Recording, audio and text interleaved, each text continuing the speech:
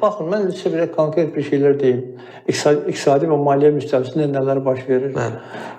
Bütün hallar üçün biz bu mövzuda sizinlə danışmışıq ki, Rusiyada vətəndaşların banklarda 61 milyard trilyon dollar manat, rubl demək ki, əmanətləri var və artıq praktik olaraq əvvəl biraz çəkindilər ki, bu az bir qism insana məxsusdur, bunu götürmək ölkə içərisində narazılıq əmələ gətirir, yəni həmən qüvvələrin narazılığı əmələ gətirir.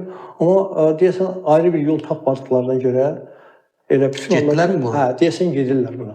Artıq yaxındırlar və hamısı bütün o analitiklər, yəni Kremlin sürücüləri də hətta deyirlər ki, bunun başqa alternativi yoxdur, başqa yolu yoxdur.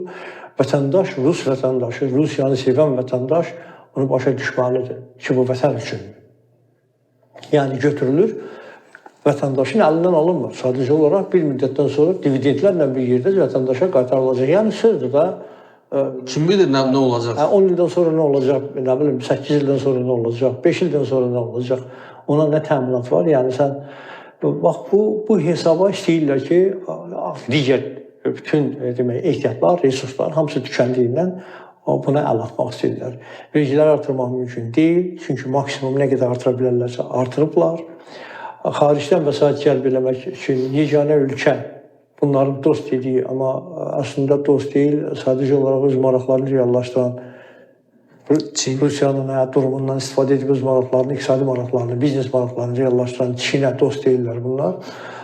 Çin isə bunlara heç bir formada hər hansı bir borcun verilməsini istəmir, hətta öz demək, müəssisələrdə və vətəndaşlarında Rusiyanın belə deyək, hətta yuanidə buraxılmış o xəzinə öhdəliklərini almağa qadağan edirlər. Yəni, bütün bunların fonunda yeganə bir mənbə qalır ki, insanların, yəni Rus vətəndaşının əmanətini götürüb bir adı altında istifadə etsinlər. Bu da mən sizə deyim ki, bir müddət onlara kömək edəcəkdir. Əgər buna geçsələr bir müddət, bu deyim də 61 trilyon təxminən 40 trilyon dollara qədər vəsaitdir. Bu müharibə başlayandan bu günə qədər Rusiyanın bu müharibəyə xərclədiyi pul qədər puldur. Aha, bu deməkdir ki, müharibə 4 il bundan sonra davam edir. Ona görə onlar ona güvənirlər, onlar xaricilər. Mən sizə deyim, mən Rusiya ilə bağlı olmuşam, yəni orada yaşamışam, o psixologiyanı çox yaxşı bilirəm. Və sizi inandırım ki, böyük əksəriyyət buna razılıq verəcəkdir. Rus insanının böyük əksəriyyəti, Rus vətəndaşlarının böyük əksəriyyəti buna razılıq verəcəkdir. Vətən dardadır. Belə deyək də, indi biz özümüzə çevirək. Əgər bizim vətənimiz bir darda olsa, bir əmanətimiz olsa haradasa və görsək ki, haqsızlıq bizim üzərimizə gəlir və vətənimiz təhlükədədir, biz də öz əmanətlərimizdən imtina edərik dövlətimizin xatirinə, gələcəyimizin xatirinə.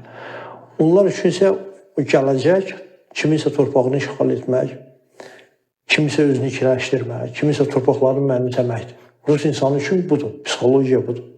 Rus insanının psixologiyasında budur ki, Putin doğru yoldadır. Mən demişəm ki, böyük əksəriyyət ilə Putin kimi düşünür Rusiyada. Ona görə bax, bugünə qədər 4 ildir, nə qədər məşəqqətlər yaşayırlarsa da, demək, praktik olaraq heç bir şeydən imtina eləmirlər. Baxın, mən sizə bir dənə maraqlı bir fakt deyim. Artıq Rusiyanın vilayətləri, deməli, müharibə ilə bağlı öz büdcələrinin üzərinə düşən öhdəlikləri yerinə yetirə bilmirlər və bunu açıq şəkildə bəyan edirlər. Nə o müharibədə əlil olmuş adamlara kompensasiya ödəyə bilirlər, nə şəhid olmuş, yəni dünyasını dəyişmiş, müharibədə ölmüş insanların ailələrinə müəyyən ödənişlər var, onları verə bilirlər. Bütün, demək, vilayətlərin, Rusiyadakı subyektlərin 58%-nin büdcəsi bugün, haradasa 60%-nin, 3-dən 2-sinin büdcəsi kəsirlərdir. Yəni, vəsait yoxdur ki, bu xərcləri. Hətta Mərkəzi Bankın sədri, Rusiya Mərkəzi Bankın sədri çıxış elədi, dedi ki, burada nə var ki, yoxdur vəsait, ona görə də verə bilmirlər.